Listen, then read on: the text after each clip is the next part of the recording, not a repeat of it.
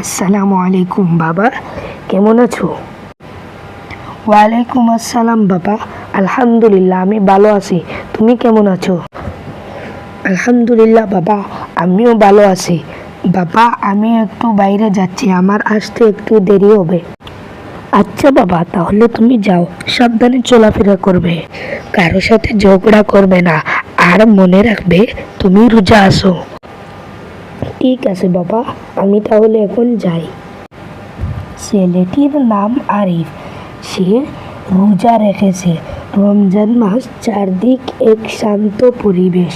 মানুষজন ইবাদতে ব্যস্ত, কেউ কোরআন পড়ছে, আবার কেউ দোয়া করছে। আরিফ রাস্তা দিয়ে হাঁটতে হাঁটতে ভাবল, আজকে খুব ক্ষুধা লাগছে, যদি একটু খেয়ে ফেলি তাহলে কি হবে? পরে আল্লাহকে বলবো আমি ভুল করে খেয়ে ফেলেছিলাম। আল্লাহ তো এমনিই বলেছেন যে ভুল করে খেলে রোজা ভাঙে না। এমন ভাবতে ভাবতে আরিফ একটা দোকানের সামনে গিয়ে দাঁড়ালো।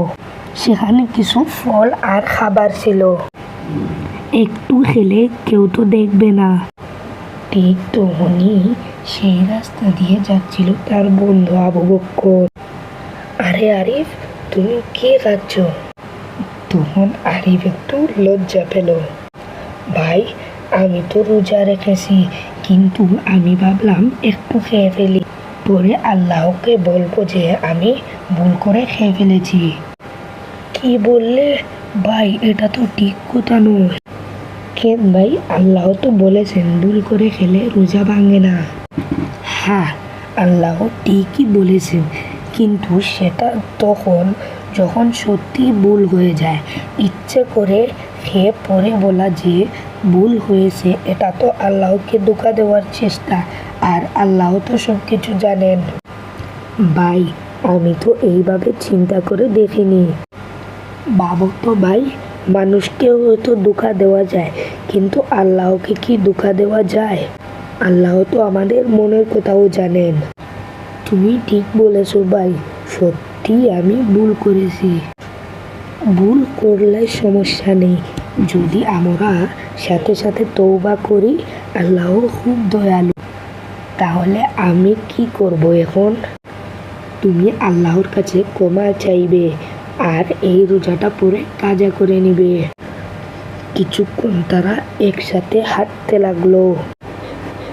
ভাই, একটা কথা বলো, রমজান মাসে কোন আমলটা বেশি করা ভালো? রমজান মাসে অনেক ভালো আমল আছে, তার মধ্যে একটা সহজ কিন্তু খুব বরকতময় আমল হলো বেশি বেশি ইস্তেগফার করা। ইস্তেগফার মানে কি ভাই? ইস্তেগফার মানে আল্লাহর কাছে নিজের গুনাহের জন্য ক্ষমা চাওয়া। এটা কিভাবে পড়তে হয় ভাই? তুমি বলতে পারো আস্তাগফিরুল্লাহ, অথবা বলতে পারো আস্তাগফিরুল্লাহ রাব্বি মিন কুল্লি যামবি ওয়া আতুবু ইলাইহি। এটা পড়লে কি হয় ভাই? গুনাহ মাফ হয়, দোয়া কবুল হওয়ার সম্ভাবনা বাড়ে, জিকির বৃদ্ধি হয় এবং মনে শান্তি আসে। আমাদের নবী হযরত মুহাম্মদ সাল্লাল্লাহু আলাইহি ওয়াসাল্লাম নিজে দিনে বহুবার ইস্তেগফার পড়তেন। তাহলে তো এটা খুব সহজ একটা আমল। হ্যাঁ, সহজ হলেও এর ফজিলত অনেক বড়। আচ্ছা ভাই আবু বকর, তাহলে রমজানের সবচেয়ে বড় আমল কোনটা? রমজানের সবচেয়ে বড় আমলগুলোর একটি হলো কুরআন তিলাওয়াত করা। এটা কেন সবচেয়ে বড় আমল রমজানের? কারণ এই রমজান মাসেই নাজিল হয়েছিল পবিত্র কুরআন। প্রতিটি অক্ষর পড়লে 10টি নেকি পাওয়া যায়, কিন্তু রমজান মাসে পড়লে 70টি নেকি পাওয়া যায়।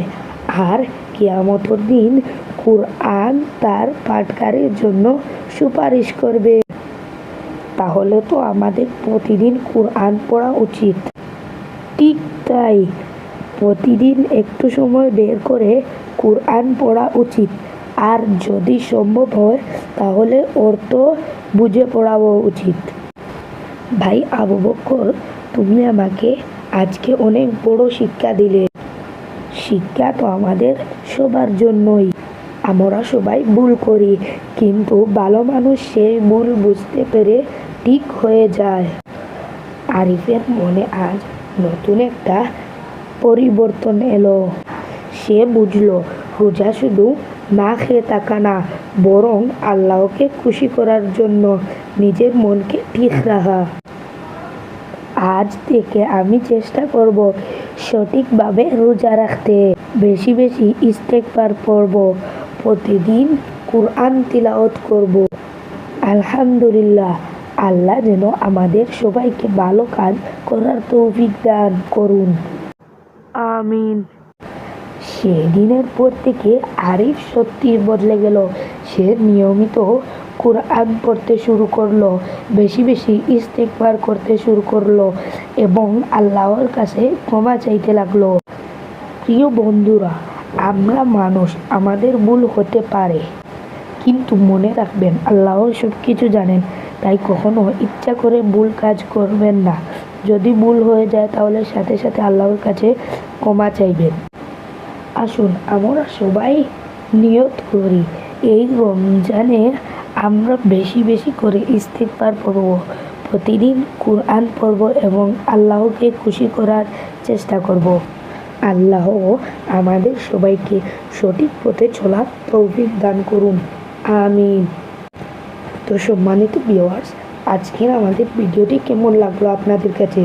যদি ভালো লাগে তাহলে লাইক, কমেন্ট, শেয়ার করবেন। আল্লাহ হাফিজ।